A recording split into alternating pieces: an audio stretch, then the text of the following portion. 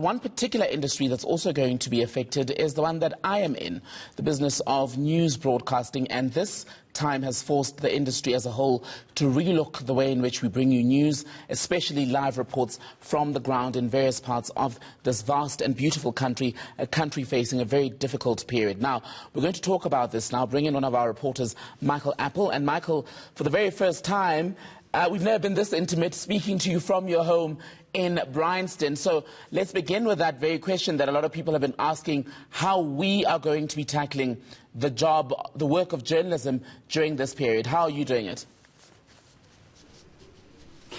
Well, yes, good evening, Timbukile. I come to you overlooking the fantastic cityscape of Johannesburg, or do I?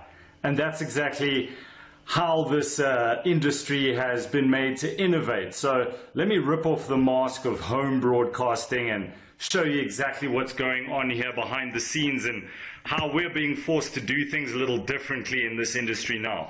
So our homes are not made to look like a studio. So I have my lovely lighting assistant. We've taken a lamp. We've had to take the lampshade off, and the television becomes your backdrop.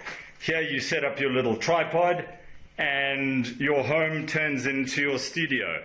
So it's going to be a very different and interesting time for everybody, including us in the media who have never had to do this sort of thing. I mean, you would pop into the studios at Hyde Park and try and make it look as professional as possible. So this is some of the challenges that we're going to be grappling with over the next 3 weeks. How to deliver a quality product, make sure we're not traveling unnecessarily or interacting with people unnecessarily. Skype and other conference calling platforms have become very popular with journalists so that they can continue to their jobs, continue to get those important messages out, and that we can still, at a time when information is king and information needs to get out there to a very hungry consumer, because information is going to be key over this next 3 weeks, how we maintain the quality of our broadcast, and we hope to do that at ENCA. And Timbukile, I'll leave you with one important question. If you see your broadcaster broadcasting from home, one question you're going to have to ask yourself is,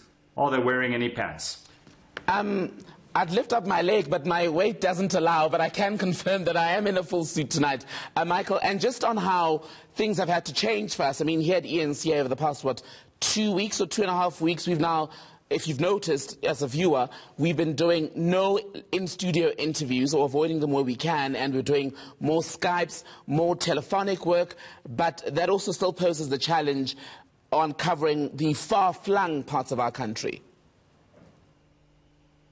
No, it certainly is going to. Look, there's going to be limitations to what we can do.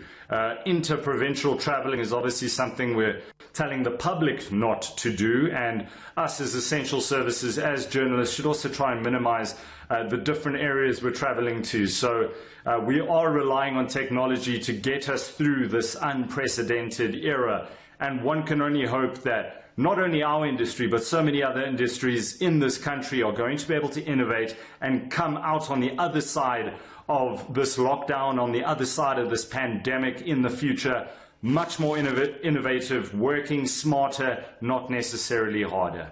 ENCA reporter Michael Appel speaking to us for the very first time from his home in Bryanston.